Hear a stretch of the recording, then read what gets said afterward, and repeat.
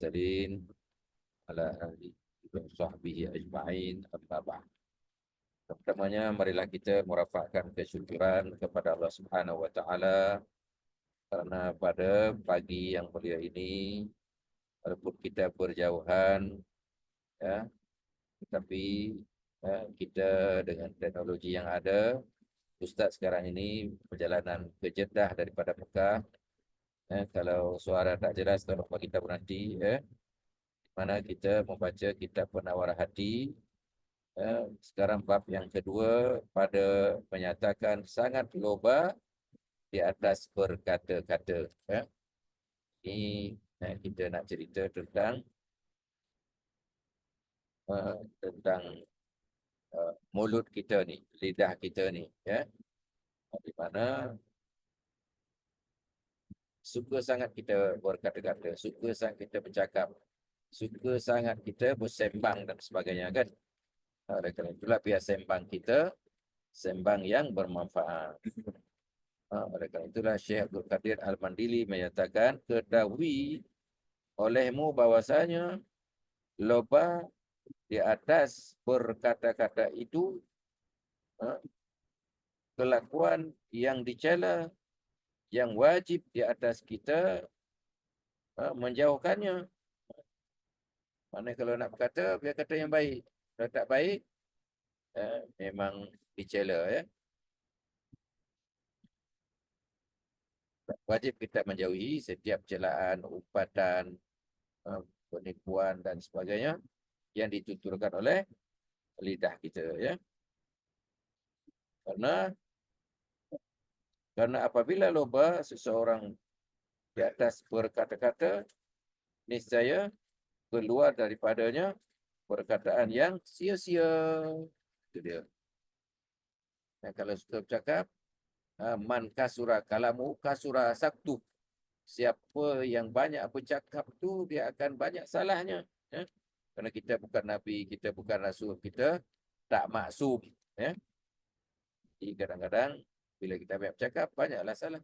Kerana itulah elok man apa nama disebut oleh Nabi, man samata fakat najah. Siapa yang banyak diam maka banyak keselamatan dia. Ya? Dan berkata-kata dengan sia-sia itu sebab bagi setiap bagi gelap jantung. Maknanya orang banyak bercakap ini yang sia-sia ini jantung kita, jantung sini sebab hati kita pun gelap. Ya. Kenapa? Banyak sangat berkata-kata. Ya. Dan karena itu besarkan oleh Rasulullah SAW akan pekerjaan lidah. Maka bersabda ia, wahal yakubbun nasa ala wujuhihim au manakhirihim illa hasaidu alsinatihim. Itu dia kata baginda pada dia, dan tiada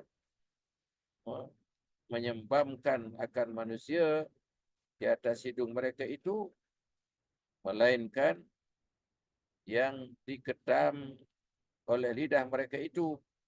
Artinya perkataan mereka, mereka menyembamkan, artinya apa dia, yang mereka menuai apa yang ditanam oleh lidah mereka.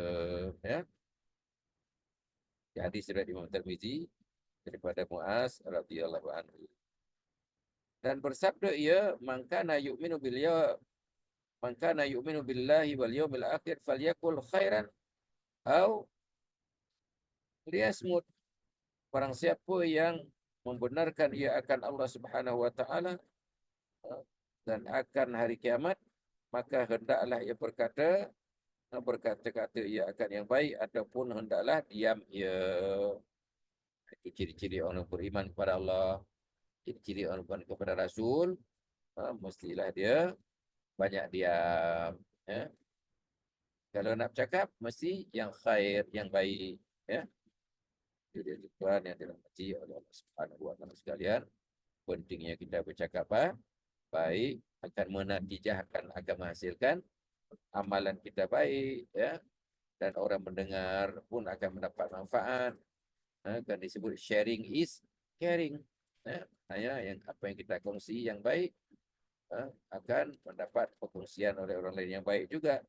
Sebaliknya, kalau kita sharing yang tidak baik akan terpengaruh orang yang tidak baik. Ya. Itu dia, ini diriwayatkan oleh Imam Bukhari dan Muslim disebut Asy-Syaikhain dalam hadis ialah Bukhari dan Muslim daripada Abi Hurairah radhiyallahu anhu. Dan bersabda ia, may yatawakkal li bima baina lihiyatihi wa rijlaihi tawakkalu lahu bil jannah. Masya-Allah. Barang siapa yang menjamin ia bagiku akan barang di antara dua tulang dagunya dan dua kakinya, niscaya aku akan jamin baginya akan syurga. Juga Sahih Bukhari ini nak menunjukkan bahawa siapa yang menjaga di antara dua paha, apa dia,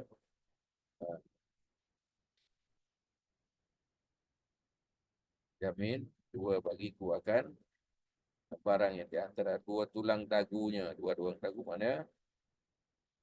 Dua bibir lah. Ya. Dua bibir itulah di lidah, di antara mulut kita, di antara dua bibir kita, di tengahnya maknanya lidah. Siapa yang menjaga lidah? Ya. Adapun di antara menjaga pula di antara apa?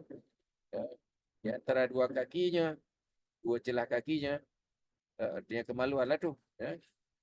Jaga lidah, jaga kemaluan, ya, jaga maruah tu. Aku jamin baginya akan syurga.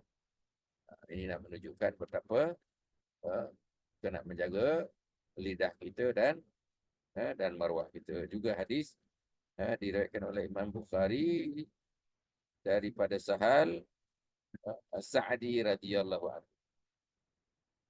Dan dikehendaki dengan barang yang antara dua tulang dagu ialah lidah, dan dikehendaki dengan barang yang di antara dua kaki ialah faraj. Dia bagi perempuan faraj, bagi lelaki namanya zakar. Maka siapa yang jaga lidah dan jaga faraj, maka orang itu adalah orang yang dikehendaki oleh Allah Ta'ala dengan kebaikan. Orang yang dikira beriman, orang yang baik, orang yang soleh, ya, dia kena jaga akan dua anggota tersebut, lidah dan faraj. Ya. Dan sabda Nabi SAW, man kasura kalamu kasura saktu, wa man kasura saktu kasura zunubu, wa man kasura zunubuhu fanaru aulabi. Barang siapa banyak perkataannya, niscaya akan banyak dosalahnya. Barang siapa yang banyak salahnya, niscaya banyak dosanya. Dan barang siapa yang banyak dosanya, maka api neraka itu lebih utama untuk dia, ataupun lebih utama dengan dia, lebih layak bagi dia. Itu dia, tuan-tuan, hati-hati kita ni. Sebab lidah ni kadang bila kita duduk berdua dah bersembang, mula sembang elok-elok, lepas tu dah entah ke mana-mana. Ingatlah bahawa lidah amat berbahaya. Kalau tak dikawal, kalau tak dijaga. Diriwayatkan oleh Abu Naim. Di sini diriwayatkan oleh Abu Naim tentang siapa yang bercakap banyak, maka akan banyak salahnya. Dan siapa yang banyak salah akan banyak dosanya. Siapa banyak dosa, maka neraka lebih layak baginya. Jadi takkan kita nak masuk neraka.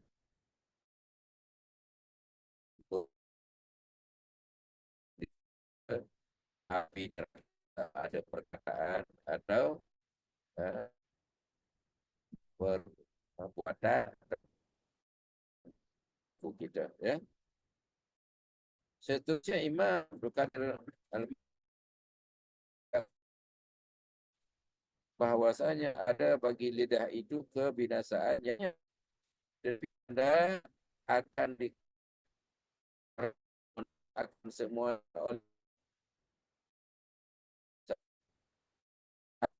Dan Quran mulia firman Allah Subhanahu wa taala ilma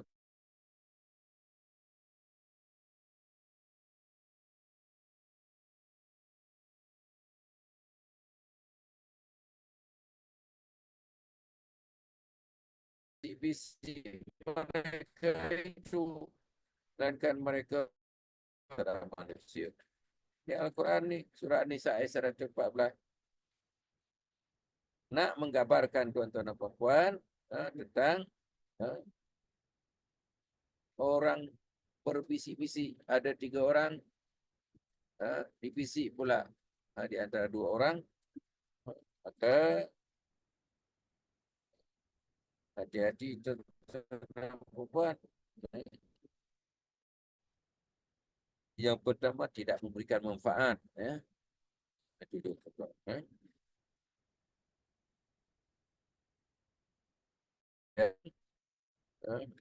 Tidak berfaedah akan perkataan yang banyak itu. Kemudian dia binasa pula dunia dan akhirat. Sampai tak manfaat, sudah pasti akan rugi. Dan di hari akhirat nanti pun akan jadi rugi. Tetapi sebaliknya, kalau dibuat perkataan yang manfaat, yang baik, maka pahalanya di akhirat dan pahala dunia yang sama. Dan barang siapa menyimpan ia daripada perkataan atas yang memberi manfaat, nescaya sedikit oleh perkataannya, maka hendaklah engkau fikirkan pula ketika engkau berkata-kata dengan barang yang tiada berfaedah, dan bahwasanya jika menyebut engkau akan nama Allah Subhanahu wa taala, ganti daripada perkataan yang tiada berfaedah, ini saya ia akan apa tuan?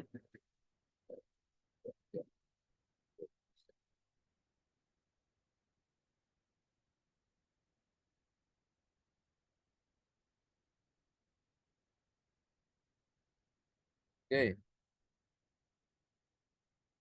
Laju sikit. Maka hendaklah engkau fikirkan pada ketika engkau berkata-kata dengan barang yang tiada berfaedah, akan bahwasanya jika menyebut engkau akan nama Allah Ta'ala, ganti pada perkataan yang tidak berfaedah, jadi banyak berzikir. Apa zikir yang paling banyak yang diwasiatkan oleh oleh Nabi Ibrahim kepada Nabi SAW ketika bertemu Nabi Ibrahim ketika Isra wal Mi'raj? Contohnya hadis riwayat Muslim, di antara hadiah Nabi Ibrahim kepada ataupun wasiat Nabi Ibrahim kepada Nabi supaya disampaikan kepada umatnya, apa kata? Wahai Muhammad, kirimkan hadiah saya kepada umatmu, iaitu apabila dia membaca tasbih sekali, kemudian tahmid sekali, takbir sekali, la ilaha illallah, tahlil sekali, maka dia dapat sebatang pokok dalam syurga. Apa dia? Subhanallah walhamdulillah wala ilaha illallah wallahu akbar. Dapat tumbuh sebatang pokok yang dia akan berteduh, dia akan makan buahnya pada hari akhirat. Dan siapa yang menambahkan la haula wala quwata illa billahil aliyil azim, maka dia dapat 2 pokok sekali dengan buahnya. Itu dia hadis riwayat Imam Muslim. Nak menunjukkan betapa hebat tuan-tuan dan puan akan zikir kepada Allah Subhanahu wa taala. Pada kita bercakap tidak berfaedah, kita cakap penat, tapi bila kita tasbih selamba saja, maknanya tak penat-penat. Jadi kita menggantikan sembang-sembang itu dengan zikir kepada Allah Subhanahu wa taala. Ini nak menunjukkan betapa penting zikir. Ha? Kenapa? Karena zikir itu menyerupai ia akan sepotong emas, dan perkataan yang tiada berfaedah itu menyerupai ia akan sepotong daripada tanah yang keras. Itu dia tuan-tuan. Nak dibagi satu analogi oleh Imam Ghazali yang disampaikan oleh Syekh Abdul Qadir melalui kitab Penawar Hati ini, tuan-tuan dan puan-puan, bahawa perkataan yang berfaedah ialah zikrullah. Kalau perkataan yang tidak berfaedah, itulah yang merapu. Imam Ghazali menyatakan bahawa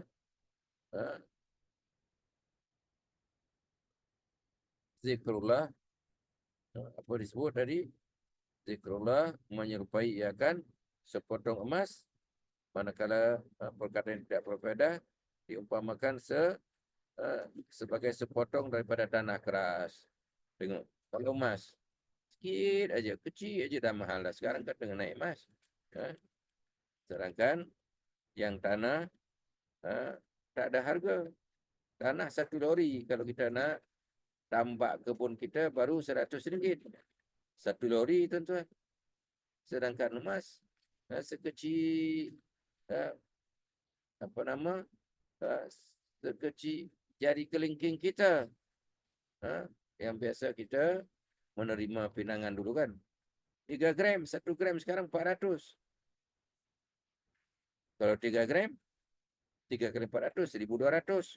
Kecil aja. Sedangkan pasir ataupun tanah 1 lori baru RM1. Mana nak pilih? Nah, itulah perbezaan di antara perkataan ucapan yang berfaedah dengan ucapan dan perkataan tidak berfaedah. Ya. Maka apalagi dikata sini, maka betapa suka orang yang berakal meninggalkan ketul emas dan mengambil ia akan ketul tanah yang keras. Boleh kan?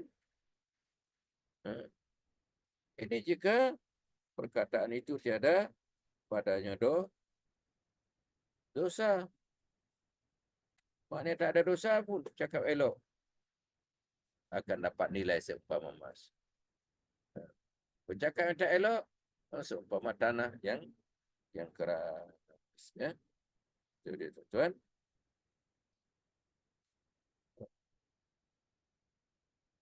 Maka jika ada padanya dosa, niscaya telah rugi ia dengan sebab meninggalkan emas dan mengambil gantinya akan sepotong api, dan yang demikian itu rugi yang sangat besar. Nah, itulah kenapa Ustaz di Mekah ni menuju ke Jeddah ni, dalam adab-adab tanah haram, kita tak boleh cakap benda budi yang buruk di tanah haram. Malah tak boleh bawa balik batu, tak boleh bawa balik debu, kan? Namun boleh bawa balik batu yang kita beli, iaitu batu cincin. Ya. Debu ubat yang Nabi kata turbata Madinah dawa dalam Sahih Bukhari. Sekadar itu janganlah sampai berlori-lori pula bawa keluar, tak boleh. Sikit aja secebis niat untuk ubat, dan niat adalah itu rawatan ubat Rasulullah sallallahu alaihi wasallam. Ya. Itu dia, tuan-tuan, perbezaannya. Ya. Maka setengah pada segala perkataan yang tiada memberi manfaat itu menceritakan segala perkataan, perjalanan dan kelakuan makanan, segala negeri, dan segala adat manusia, dan segala kelakuan manusia dan kelakuan perniagaan dan perusahaan. Inilah setengah daripada barang yang manusia berkata-kata padanya. Maka setelah daripada kebinasaan lidah yang banyak itu berdusta, mengumpat, bantah-bantah, memuji, melawak, seloroh dan sebagainya. Adapun berdusta, maka ia mengkhabarkan akan sesuatu di atas, menjelahi barang yang ia atasnya, sama ada mengetahui akan demikian dan menjaga ia atau tiada menjaga dan mengetahui dan menyengaja ataupun syaratnya bagi berdosa, bukan syarat bagi nama pun dusta. Ya. Itu dia tuan-tuan nak menunjukkan betapa penting khabar, khabar yang sahih. Ya. Kalau tak sahih, pertama dosa, yang kedua dah dikira mengada-ngada, dikira menipu dan lain sebagainya. Dan Allah Subhanahu wa taala menyatakan waja'alallah waja'ala la'natallah 'alal kadhibin. Maka menjadikan kita akan laknat Allah Taala di atas segala yang berlaku. Ya. Surah Al-Imran ayat 61. Bersabda Nabi SAW dan telah berfirman Allah Subhanahu siapa dan bersabda Rasulullah SAW, apa dia kata Nabi, alaikum bisidqi fa inna sidqa yahdi ilal bir wa innal birra yahdi ilal jannah wa ma zala ar-rajulu yasduqu wa yataharra sidqa hatta yuktabu hatta yuktaba indallahi sidqa wa iyyakum wal kadhiba wa innal kadhiba yahdi ilal fujur wal fujur yahdi ilan nar wa ma zala al-'abdu yataharra al-kadhiba hatta yuktaba indallahi kadzaba. Cantik. Ya. Lazimkan oleh kamu akan benar, melakukan benar. Karena benar itu menyampaikan ia kepada kebajikan. Ya, ya tuan-tuan. Ya. Dan kebajikan itu menyampaikan ia kepada syurga. Dan sentiasa seorang lelaki itu benar, bersungguh-sungguh ia akan benar hingga ditulis dia pada sisi Allah Subhanahu wa taala yang banyak dinar, yang banyak benar. Dan jauhkanlah oleh kamu akan diri kamu dan akan berdusta, karena berdusta itu menyampaikan ia kepada jahat seperti keluar daripada taat, dan juga jahat itu menyampaikan ia kepada api neraka, dan sentiasa hamba itu bersungguh-sungguh pada berdusta dengan ditulis dia pada sisi Allah Subhanahu wa taala sebagai yang banyak berdusta. Tadi sudah Imam Syaikhain, disebut Syaikhain ialah Imam Bukhari dan Imam Muslim. Ya. Itu dia tuan-tuan yang dirahmati oleh Allah Subhanahu wa taala sekalian. Ya. Naim, bagi tiket.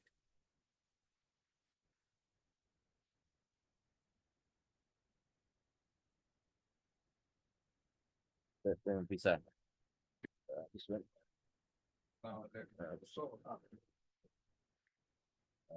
داخل هذا ايوه صح هذا كله نعم عمره هذا كله داخل هذا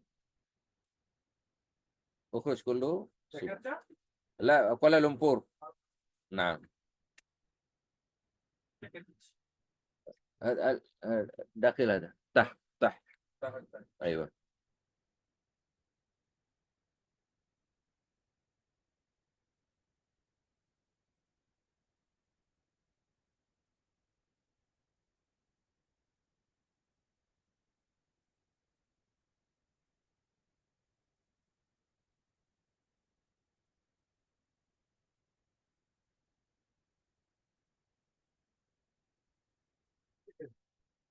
شوف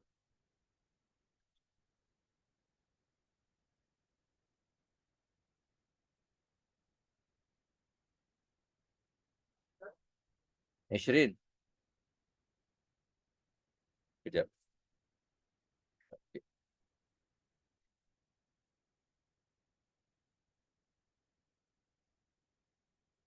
kejap tuan kami dah nak sampai airport, tapi polis sikit.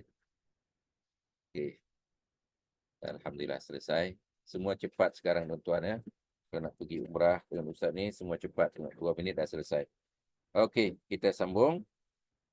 Jadi apa yang disebut oleh Imam Syaikhain, bila sebut Syaikhain adalah dua syekh, iaitu Bukhari dan Muslim. Dan dikendaki dengan ditulis di sini, dihukumkan bagi yang pertama dengan banyak benar dan mendapat ia akan sifat dan pahala yang benar. Dan dihukumkan bagi yang kedua, iaitu berdusta dengan banyak berdusta dan mendapat ia akan sifat dan dosa yang banyak berdusta. Inilah dia disyarahkan oleh Imam Ghazali berdasarkan hadis tadi. Ya. Jadi tuan-tuan yang dirahmati oleh Allah sekalian, sabda Nabi SAW, "Idza kadzdzabal 'abdu kizbatan taba'ada anhul malaku milan min natni ma ja'a bihi." Ya. Apabila berdusta seseorang hamba Allah, sekali berdusta ni saya jauh daripadanya oleh malaikat 1 mil kerana busuk dusta yang mendatangkan ia dengan dia. Tengok, 1 mil, 1 mil, satu batu, nak menunjukkan betapa dahsyatnya, ya, betapa buruknya. Sekali berdusta, jauh Allah Ta'ala 1 mil, 1 mil, satu batu, 1.6 kilo, 6, maknanya 1.6 kilometer lah. Ya. Kalau banyak berdusta, bertambah jauh kita dengan siapa? Dengan Allah Subhanahu Wa Ta'ala. Ya. Itu bahayanya berdusta. Ini hadis diriwayatkan oleh Tirmizi dan Abu Nuaim. Ketahui olehmu bahwasanya berdusta itu haram, melainkan kerana sangat berhajat kepadanya, seperti berdusta pada peperangan, iaitu kita berdusta dengan siapa? Dengan musuh. Takkan musuh nak kita betul terang kena tembaklah kita punya komandan, kita punya pejuang. Ya. Dan berdusta kerana mendamaikan orang yang berkelahi, supaya mendamaikan. Dan berdusta suami tatkala ingkar di hadapan isterinya, untuk menenangkan dia supaya dia tidak curiga, tidak ragu-ragu, dan sebagainya, bahawa ada madunya lebih kasih kepadanya. Dan ia apabila harus berdusta, maka yang lebih baik bahawa memakai ia akan tauriyah. Tauriyah maknanya apa dia? Berlapik lah. Ya. Iaitu menyebut ia akan perkataan yang ada baginya 2 makna. Ada makna hakikat, ada makna yang sindiran, ataupun makna majaz disebut. Ya. Satu makna yang hampir dan satu makna yang jauh. Maka mendaki ia akan makna yang jauh itu. Ya. Seumpama dalam satu pertempuran, Nabi Perang Badar. Dalam Perang Badar, tuan-tuan dan puan-puan yang dirahmati oleh Allah Subhanahu Wa Taala sekalian, ya, apa yang berlaku ketika musuh sebagai intelijen, sebagai mata-mata gelap, melalui Nabi. Lalu ditanya, "Man antum? Wa aina Muhammad?" Itu dia. Kamu siapa dan di mana Muhammad?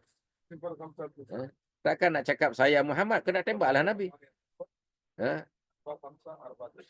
Jadi Nabi jawab apa?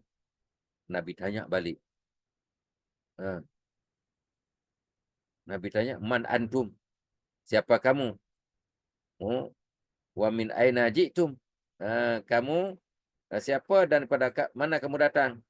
Kata dia, musuh intelijen tersebut, dia kata dia datang daripada Madinah. Maknanya menuju ke mana tuan-tuan? Ke Badar. Ditanya, dipaksa pula, "Kamu datang pada mana?" Nabi kata, "Ji'na min ma," kami datang pada air, padahal tak ada air. Maknanya makna yang jauh, iaitu mimma indafiq, daripada air yang terpancar. Ya. Ini nak menunjukkan bahawa air itu ada makna air yang kita minum, ada makna air mani. Ya. Ini nak menunjukkan bahawa makna yang jauh, supaya kita selamat, supaya kita berjaya. Ya. Maka ini dibolehkan. Yang ini disebut tauriyah. Ya. Makna yang hampir dan makna yang jauh. Adapun mengumpat, maka ia menyebut engkau akan saudara engkau dengan perkataan yang benci. Yang benci ia akan dia, jika mendengar ia akan dia, sekalipun engkau benar, sama ada engkau sebut akan kekurangan pada dirinya, atau pada akalnya, atau pada perbuatannya, atau pada perkataannya, atau pada kainnya, atau pada lainnya. Itu dia. maknanya yang disebut di sini, ya, sekalipun benar kita sebut kain dia sudah koyak dan nampak aib dan sebagainya kan. Eh, Walaupun kata itu benar, itu juga adalah eh, kamu sudah menyebut akan kekurangannya. Atau pada dirinya, dia juling lah apa semua, maka telah menyebut akan dirinya. Ataupun dia sewel lah, maka telah menyebut dia akan akalnya. Atau pada perbuatannya, dia mungkin eh, eh, pada perbuatan-perbuatan orang tersebut, maka kita pun sindir. Kita sebut apabila didengar oleh tuannya dia akan benci, maka semua itu termasuk dalam bab mengumpat, ya. Walaupun ia benar, ya. Kalau tak ada kita ada-adakan dah jadi fitnah, ya. Itu dia tuan-tuan. Atau pada perkataan atau pada kainnya atau pada lain-lainnya. Telah berfirman Allah Subhanahu wa taala dalam surah Al-Hujurat, ya. Wala yaghtab ba'dukum ba'dha ayuhibbu ahadukum ay ya'kula lahma akhihi maitan fakarihtumuh. Dan janganlah mengumpat oleh setengah kamu akan setengah yang lain. Adakah kasih seorang kamu memakan daging saudara kamu yang sudah mati, sudah jadi bangkai, sudah jadi mayat, maka sudah tentu kamu akan merasa benci kepadanya. Hmm. Naim, tolong Pak Tam nak pilih air. Ya, itu yang di depan tu driver. Cakap hammam, kat hammam. Dan sabda Nabi SAW, Iyyakum wal ghibata fa innal ghibata asyaddu minaz zina. Qila lahu kaifa? Qala innar rajula qad yazni wa yatubu fayatubu Allahu alaihi wa inna sahibal ghiba la yughfar lahu hatta yaghfiru lahu sahibuhu. Dengar elok-elok tuan-tuan dan puan ini penting ni, ya. Jauhkan oleh kamu akan diri kamu dan takut oleh kamu akan mengumpat. Karena bahwasanya mengumpat itu lebih bersangatan daripada zina. Dan dikatakan bagi Rasulullah SAW, betapa? Kenapa? Maksudnya kenapa? Mengumpat itu lebih dahsyat pada zina. Artinya, karena apa mengumpat itu lebih besar pada zina? Bersabda ya, bahwasanya seorang lelaki itu terkadang berzina dan ia akan bertaubat kepada Allah, maka menerimalah Allah Ta'ala akan taubatnya. Dan bahwasanya orang yang mengumpat itu tiada diampuni baginya hingga mengampuni baginya oleh orang yang diumpatnya. Ini nak menunjukkan bahawa dahsyatnya. Sebab apa? Kita menjatuhkan maruah manusia. Maka sudah pasti menjatuhkan maruah itu adalah dosa, tuan-tuan dan puan-puan yang dirahmati oleh Allah Subhanahu wa taala sekalian, ya. Sedangkan zina direct dosa dengan Allah Taala.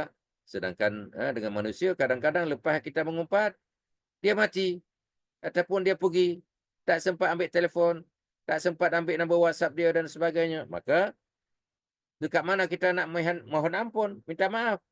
Maka itulah kita kena berjumpa orang tersebut, kena empat mata, kena minta maaf, ya. Itu dia. Dan ketahui olehmu, mana?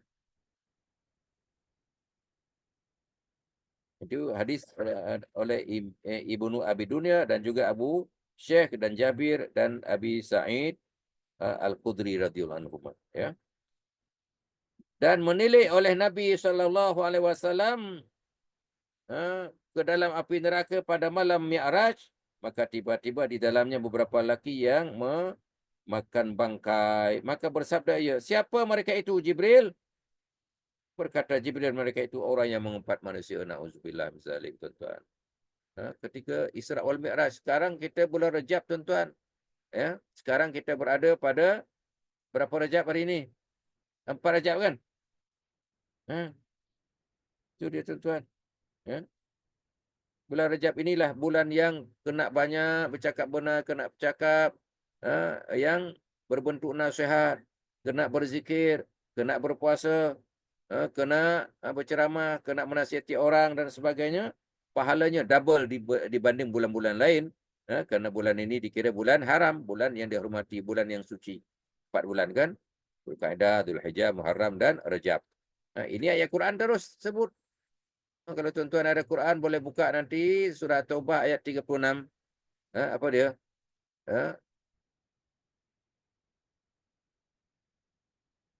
Inna iddatash syuhuri indallahi isna asyara syahran fi kitabillah yawma khalaqas samawati wal ard minha arba'atun hurum. Nah, itu firman Allah Ta'ala tu. Sesungguhnya bilangan bulan di sisi Allah sejak diciptakan langit dan bumi ada 12 bulan. 4 daripada 12 itu adalah bulan haram. Imam Bukhari menyatakan 4 bulan itu ialah Dzulqa'dah, Dzulhijjah, Muharram dan Rajab. Sekarang kita berada di bulan Rajab, tuan-tuan. Bulan yang mulia, yang digandakan pahala apabila kita buat baik dan digandakan dosa apabila kita buat dosa. Maka berhati-hati, Nabi tak benarkan perang pada bulan haram. Kenapa? Macam Rajab ini persiapan untuk menuju Ramadan. Kalau Dzulqa'dah, Dzulhijjah untuk persiapan menunaikan ibadah haji. Semua nak buat ibadah, jangan ada gangguan yang ada jenayah dan sebagainya. Itu dia. Maka demikianlah Nabi bertanya kepada Jibril ketika Isra wal Mi'raj, kerana ada umatnya yang mana dicampakkan ke dalam api neraka dalam keadaan tengah memakai bangkai. Pelik betul kan? Lalu Jibril menjawab, itu umatmu wahai Muhammad tapi suka mengumpat. Itu dia. Dan ketahui olehmu bahwasanya hukum mengumpat itu haram dengan ijma'. Hukum mengumpat adalah haram menurut ijma'. Ijma' ni sepakat semua ulama'. Melainkan pada 6 tempat diharuskan pada mengumpat. Maknanya ada 6. Di antara beribu-ribu yang haram tadi, ada 6 saja yang diharuskan mengumpat. Apa dia? Yang pertama, orang yang mengadu kepada raja. Berkata, ya si Anu menzalimi, ia akan laku.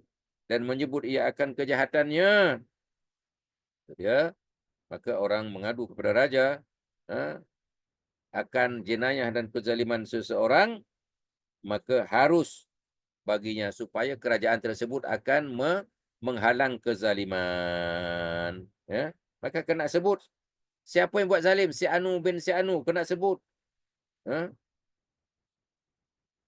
dengan namanya dan juga bentuk maksiatnya supaya ditangkap, supaya dihukum. Itu dia yang pertama. Yang kedua, diharuskan mengumpat orang yang minta tolong pada menghilangkan maksiat. Menghilangkan maksiat, tolong olehmu akan daku pada menghilangkannya dan menyebut ia akan nama maksiat tersebut. Dia pembunuh ke, perompak ke, pencuri ke, kena sebut. Dia maknyah ke, dia gigolo ke dan sebagainya, supaya berhati-hati. Apalagi kalau isteri kesorangan di rumah ada gigolo yang coba menggoda dan sebagainya, ataupun sebaliknya ada suami di rumah, ada tante-tante perempuan-perempuan lacur yang akan menggoda suami kita dan sebagainya. Maka berhati-hati. Kita yang suami ini kalau pergi ke mana-mana maknanya kena berjaga diri. Isteri pun macam tu, kena jaga diri. Jangan pisah diri dengan kawan-kawan. Karena kalau dipisah berseorangan akan mudah digoda oleh syaitan. Okey. Berapa dah yang diharuskan mengumpat? Ada 2. Yang ketiga, orang yang minta fatwa apabila berhajat kepada menyebut pertanyaan seperti berkata oleh isteri, suami aku seorang yang bakhil, kedekut, tiada memberi bagiku akan yang memadai daripada nafkah. Maka harus dia mengadu kepada mufti, harus aku mengambil daripada hartanya setengah yang memadai bagi aku. Minta dengan mufti. Mufti kata boleh sebab haknya tak dipenuhi. Yang patutnya penuh tapi dibagi separuh. Kena ambil separuh lagi. Tapi jangan lebih pula yang mana-mana. Maka ini mengadu kepada majlis fatwa diharuskan mengumpat. Ya. Yang keempat, diharuskan mengumpat yang menakutkan akan orang Islam daripada kejahatan orang lain. Seperti berkata ia, perempuan itu jahat kelakuannya. Maka jangan engkau berkahwin dengan dia dan menyebut ia akan nama kejahatan. Maknanya boleh supaya menyelamatkan orang tersebut, ya, daripada penjahat, yang menggoda. Mungkin dia pelacur, mungkin dia bapa ayam dan lain sebagainya. Kena sebut supaya selamat orang-orang yang baik. Itu dia tuan-tuan. Betapa pentingnya kita kena mengetahui perkara ini supaya kita tidak tergoda dengan maksiat. Itu dia tuan-tuan dan puan-puan yang dirahmati oleh Allah Subhanahu wa taala sekalian, ya. Betapa penting. Berapa dah?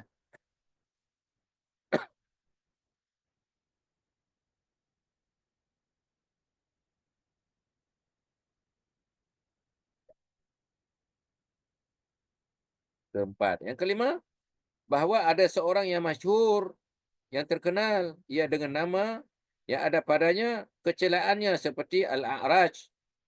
Artinya dia yang A'raj ini, bahasa lama capek bahasa kita ni sebenarnya.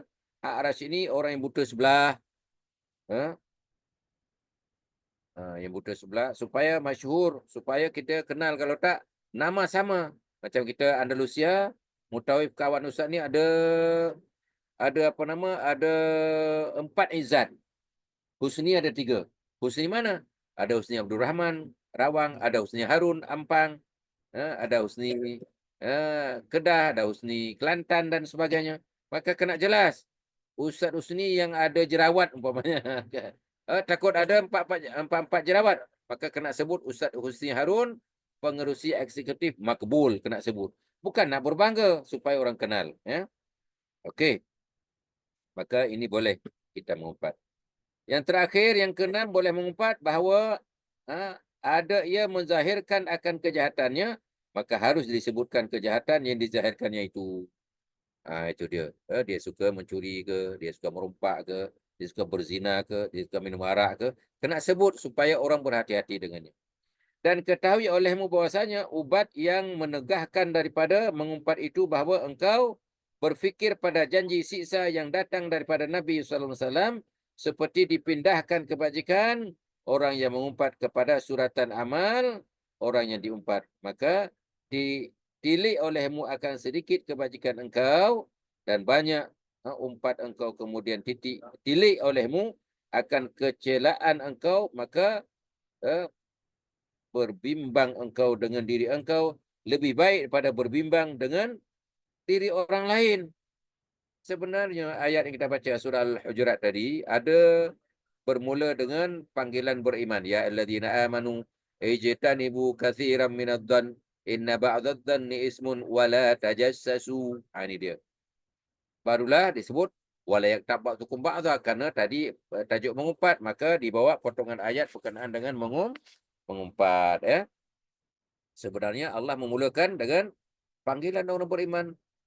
Ya ayyuhallazina amanu, wahai orang beriman, ijtanibu katsiran minadh-dhann.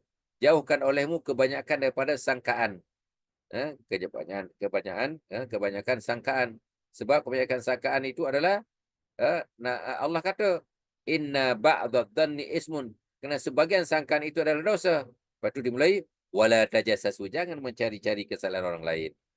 Lebih baik mencari kesalahan diri kita sendiri. Ini kadang sibuk dengan hal orang lain, sekarang hal diri sendiri tak beres banyak segi. Banyak benda dan sebagainya. Tetapi dalam hidupnya yang salah orang, orang ini salah, di sini salah, di situ salah. Sedangkan yang kata orang salah, dia satu pun tak ada yang benar. Maknanya dia salah juga. Maka Allah melarang kita menjadi manusia seperti itu. Suka sangat mencari-cari kesalahan orang lain, dia lupa kepada kesalahan diri sendiri. Itu dia.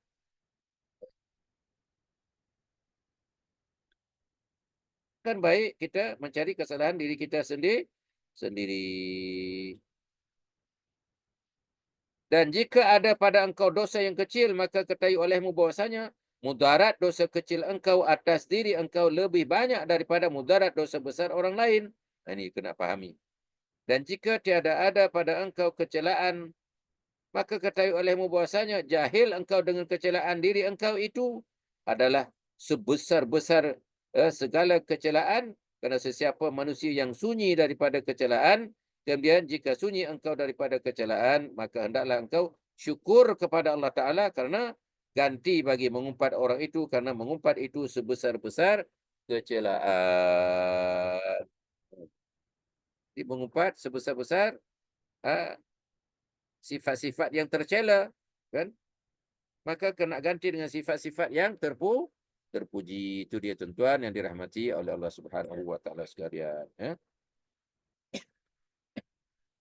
Dan adapun berbantah-bantah maka iaitu mencela akan perkataan orang lain dengan menzahirkan kecederaan padanya, sama ada kecederaan pada lafaznya atau pada maknanya. Bermula yang membangkitkan atas berbantah-bantah itu ada dua perkara.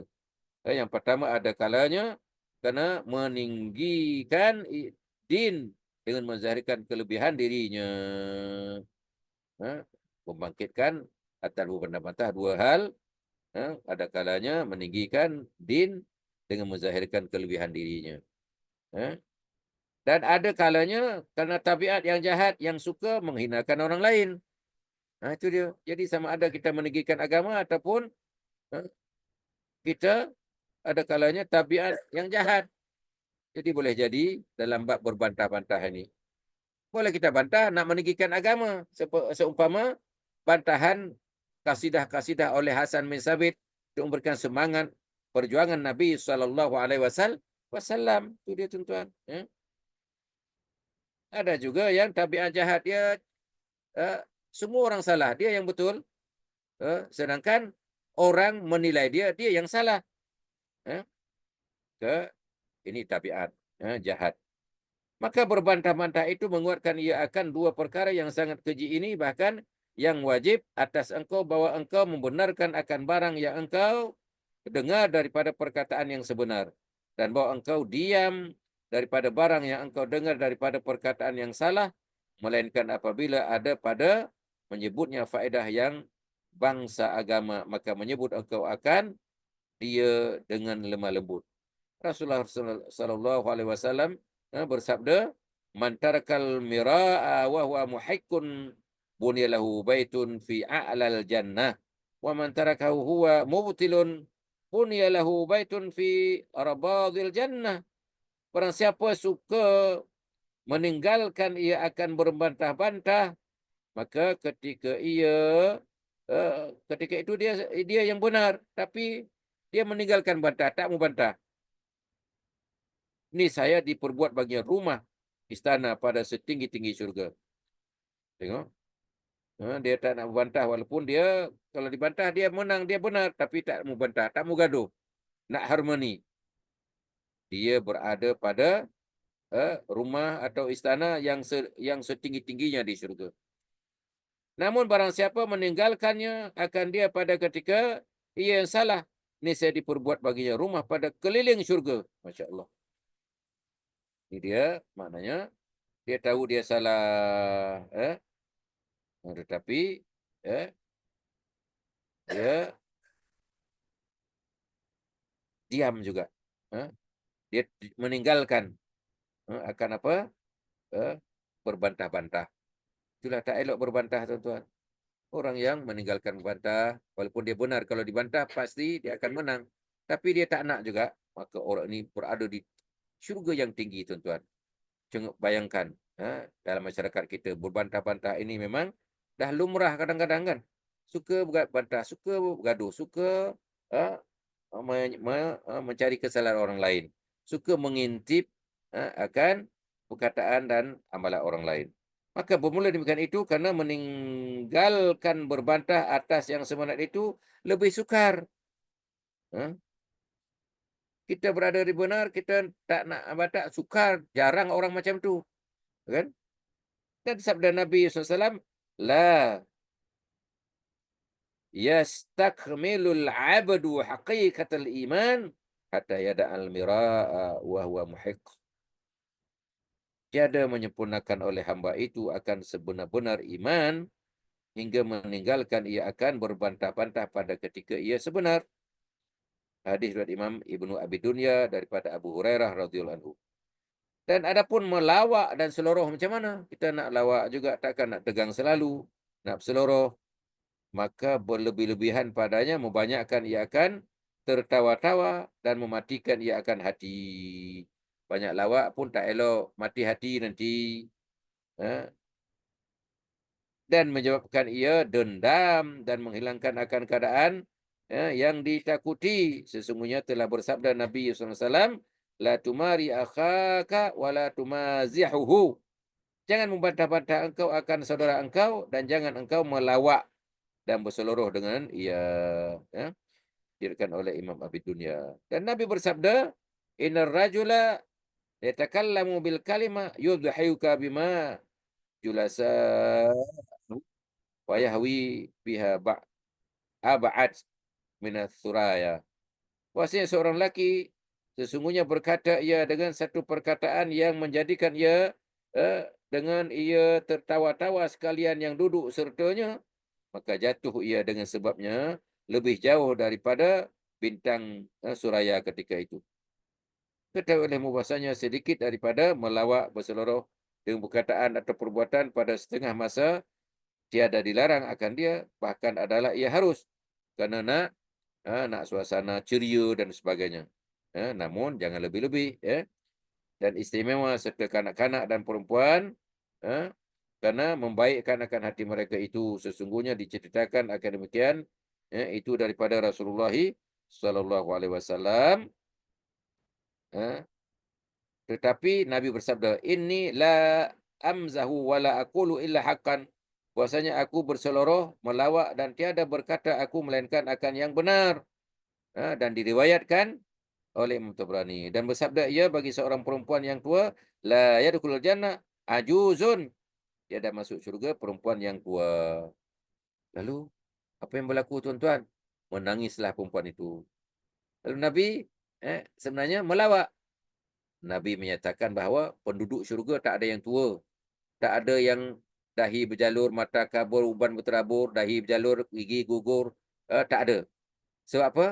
Kalaupun mereka di dunia ini dalam keadaan tua, gigi gugur, mata kabur, dahi berjalur, uban berabur, dia mati tapi melakukan amal soleh, maka dia akan dimudahkan balik oleh Allah Ta'ala. Lepas dimudahkan balik, dicurikan balik, minum air kausar dan nampak dia ceria, muda dan sebagainya, baru dimasukkan dalam syurga. Akhirnya perempuan yang tua-tua gelak ketawa pula. Inilah dia tuan-tuan, nak menunjukkan bahawa kalau nak melawak biar ada message, ada misi, ada visi untuk mengajak manusia beriman kepada Allah Subhanahu Wa Taala. Di sekadar ini dulu tuan-tuan, karena Ustaz dah sampai di Jeddah ni, nak ambil air zam-zam, nak betulkan bagasi dan sebagainya. Jadi laptop pun dah nak habis bateri ni. So tepat-tepat kitab-kitab pun dah sampai ke penghujungnya. 5 helai, 6 helai dibagi PDF oleh Hakim.